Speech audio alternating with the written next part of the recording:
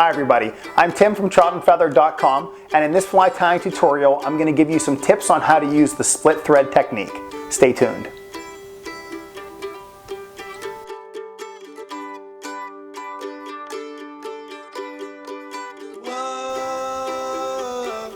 The split thread technique is one that I absolutely love. Now that does not mean I'm going to just quit using dubbing loops. If you've watched my videos over the years, you've probably seen these two tools featured. This is the Stonfo Elite Roto Dubbing Twister, and this is a dubbing loop tool from Performance Flies. I love these a lot. I've used them for years, and I'll be using them for years to come. But there's just something about splitting thread that's just so perfect. It's just simple, it's really easy, it just looks really cool, it's fast, it's durable, it doesn't build up a lot of, we'll say, bulk on your hook. But there's one downside, and that can be with the thread that you choose. Now, we all know that not all threads are just created equally. They are just so confusing because there's just so much to know about threads. In fact, if you go on to the Trout and Feather website and you click on the blog, you'll see that I posted a really great article by Charlie Craven talking about threads. I had actually posted that article on my Facebook and my Instagram accounts, and it just generated so much discussion I had to place it there within the blog because threads are just so misunderstood by myself too. So just if you have trouble with threads, don't worry about it. You are not alone. But I'm going to try to make this tutorial very easy because I'm going to give you a tool that I recommend and thread that is perfect for splitting. Now the threads that I'm going to be using are called UNI-Nylon. I have just used the the entire line for years, and these threads are a very flat thread. And that's what we're looking for here. We're looking for a flat thread that you can just insert some type of a needle and split easily. And these are perfect. Now there's two sizes. There's a 70 and there's a 210 denier. And just how they sound, think of it as the 70 is definitely a little less, the 210 is a little bit more. The 70 has a breaking strength of around 1 pound, whereas the 210 has a breaking strength of around almost 5 pounds. I think it's about 53 ounces. So if you're looking for something that really will just hold it down, go 210. If you're going to be tying trout flies like me, the 70 will probably work. Now the downside is that there are only 2 colors, and at first I was disappointed by that, but I've actually grown to like it because on most of my nymphs, the black is going to work. That's easy. And on all the other flies, I thought, geez, how am I going to use this white? But I've realized that if it's a lighter colored fly, the white's not going to matter underneath, and if I do need to have a specific color head, I can just simply grab a Sharpie and color the white right before I finish the head. Voila. It's actually made my life a lot easier. So I would recommend buying, one of each color, play around with it, and see if you like that. But try some of your threads first, because you may have a thread that this technique works perfectly for. But if you've tried it in the past and you just couldn't get it to split, it probably was the thread and nothing else. So with that said, let me change the camera angle a little bit. I'm going to go through just a few of my favorite ways to use this split thread technique. Then I'll come back up and wrap up the video. Okay, let's get this going. The first way in which I use the split thread technique is whenever I want to create a very spiky body, think of a caddis, or a very spiky collar. Think of maybe a Euro nymph that has a very slender body, but just this major spiky collar behind the bead. So we have a Honik H33BL hook in the vise. This is my Stonfo transformer. I'm going to grab the UNI-Nylon. This is going to be the 70 denier. So this is more of the smaller one. This is the 15-ounce break strength. And whenever I first start wrapping this on, you're going to notice it's just going to almost widen. It basically flattens against that hook, and that tells you this is the right thread to use. So we're going to place some of that on there. Next, we're going to split it. Now, if you have a bodkin or a needle, you can go with that. I'm going to be using a tool from Stonfo. This is their thread splitter tool. I mean, it's really just a great tool for this purpose. If you look, it has this lovely little V on both sides. And there's a very significant spring, and whenever I pull down, a very sharp needle will just magically appear between those V's, and it's going to split that thread for us. So to use it, I really just pull this bobbin back towards me. I want to make sure there's a little bit of tension between those two V's, because if there's not, then that thread may not be aligned perfectly. So I want to almost let this hang down a bit, and once I just start to let it hang down, I'm going to push up and split the thread. Now once I have it split, I'm just going to maintain that split by putting my finger through it. And then I'm going to grab my dubbing. Now in this case I'm going to use some Simon Peacock dubbing. It's the color Peacock Bronze. It's a really great dubbing. I love to use this for a dry fly, spiky body, or for that thorax. And don't be afraid to really put a lot of this dubbing within your split thread. So I'm just going to grab a couple hunks of it and put it up there. See if I can get about 3 in there.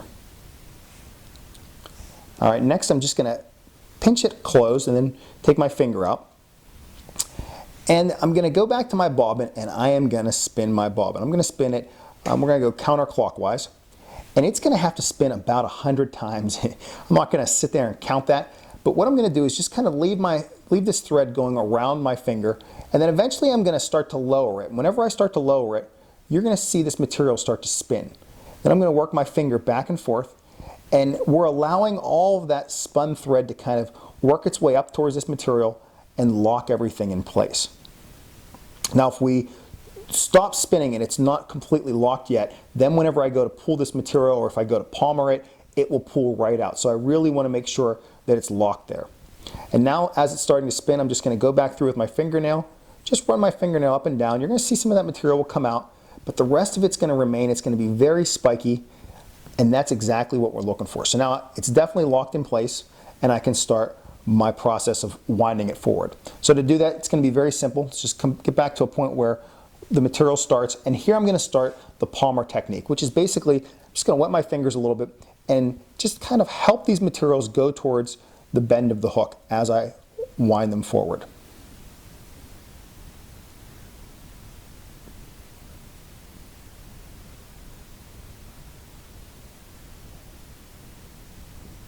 And there we go. Let's just do a quick whip finish.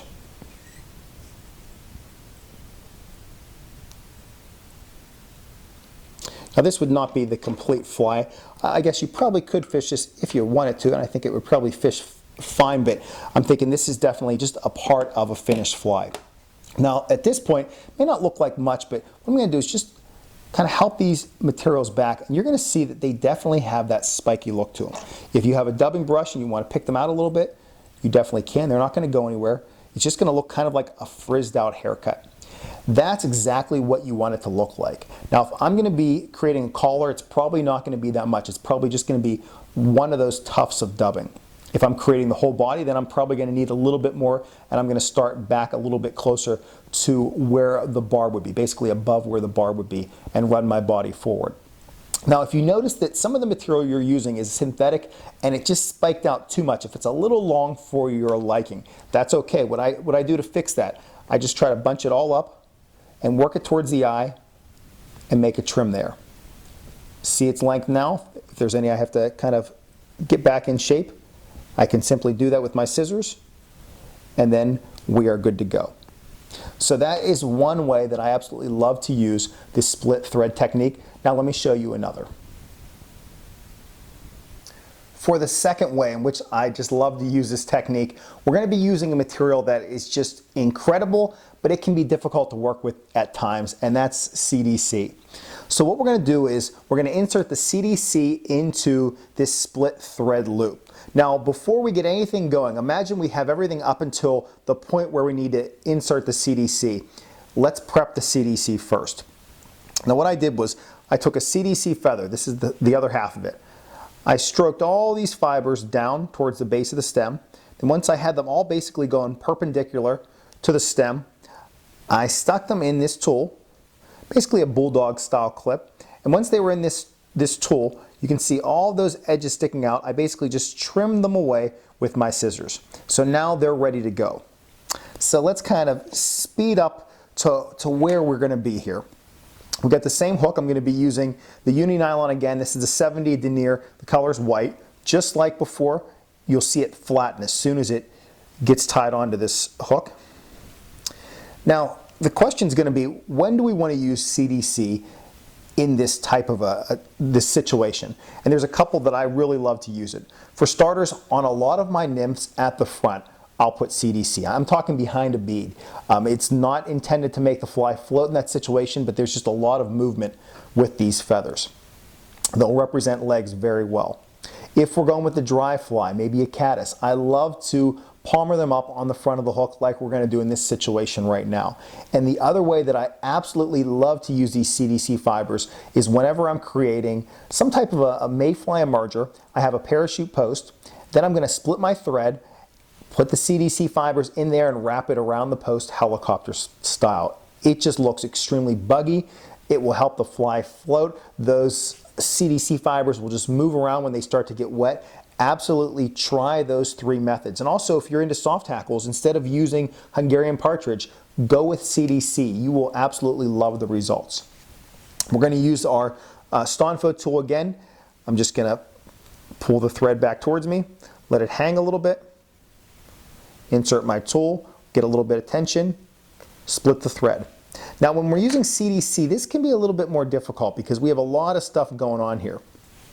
I'm going to grab my CDC and I want to make sure that I don't like put the CDC and have half of the fiber sticking out the other side. I basically just want just a little bit of that fiber sticking out the other side. And I also want to get them as close to the hook as possible. So I'm going to get all those fibers up there, let them get really close, and completely let go with my bulldog clip and pull it away. Next, just like with before, I'm going to let it hang and start spinning.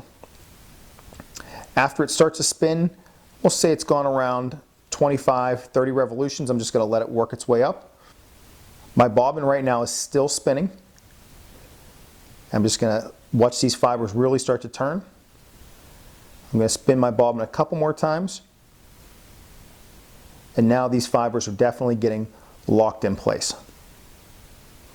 Now if you take a look at them, you can really see all the lengthy ones, but you can also see the opposite side, that side that was closest to the stem, and it's kind of that shorter fiber in between. You really want to minimize that as much as possible. Now there are some times where I'll stick the entire CDC feather in and almost half it because I'm not as concerned about those rough edges on the outside. So you just have to make that decision up to you.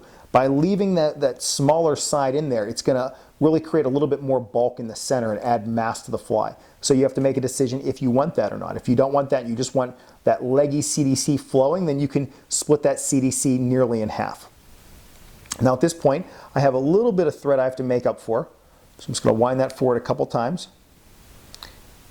And now I would probably use this much if I was going around a parachute post. In this case, I'm not, but just so you can get an idea of what this would look like at the front of a nymph or at the front of a dry fly. Again, I'm palmering it. I'm going to lose some fibers. And maybe when I start to get close, I realize, geez, I have a little bit too much. Now in this case, I don't, but let's just say I did. What I can actually do is just spin the bobbin in the opposite direction to help me release some of the tension on these fibers. Then I can pull them out. Say I had too many. I thought, oh geez, I don't need those ones. So that's a neat little thing. You're not stuck. You don't have to try to make up for it. You can actually just release some of the tension, get those fibers out of there, and then finish the fly as needed. So I'm just going to pull these back.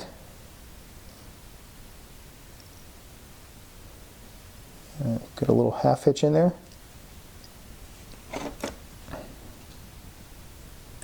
We'll get our thread out of there. And you can see exactly what I was talking about. There's just a lot of mass built up in the center, and we have these really nice flowing legs. There's a lot of length to these. It has a really great look. Now it might be a lot of CDC for this hook. If your CDC is really lengthy like that, I would recommend, can you cut it? Sure, you can. I don't think it's too crazy if you do that, but an easier thing, you can actually just go and just pull it. And it will tear very easily. You can tear it to the length you want. Just like before, you can kind of pull all this stuff forward, and then just say, I don't want them that long, and decide where exactly you want to pinch away and set the length that way. But those are the two main methods in which I love to use the split thread technique. Now let me change the camera angle and talk just a little bit more about everything. That was easy, wasn't it? Again, let's just simplify everything. Some UNI-Nylon or flat thread of your choice. The Stonfo thread splitting tool, or a bodkin or a needle. Again, less is more. Now there's one other way in which I use this technique, and that's whenever I have an unruly synthetic material that just won't create a very tight dubbing noodle. What I'll do is use the split thread technique, open it up, place a bunch of that dubbing the whole way within it, and then I'll just really spin that bobbin a bunch. and eventually you'll start to see that dubbing will just compact into almost a very tight rope. Once you have it compacted nicely, you can wind it forward accordingly, and I hope it works out for you if you have any synthetic dubbing like I have. Well, thank you everyone for watching this tutorial, and I'd like to ask, if you've used this split thread technique before, can you comment down below? What failures have you had with it? What successes have you had? And more importantly, in what other ways have you used it? I know a lot of people look at the comments section on YouTube videos as a resource, and I really love that we can help one another in that way.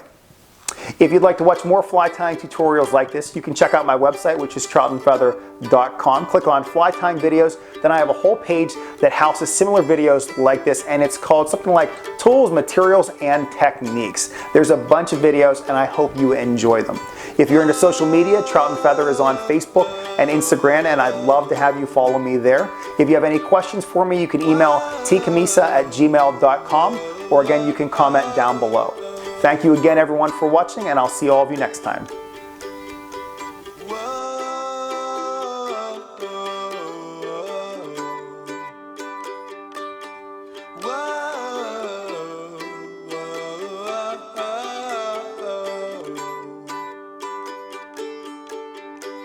I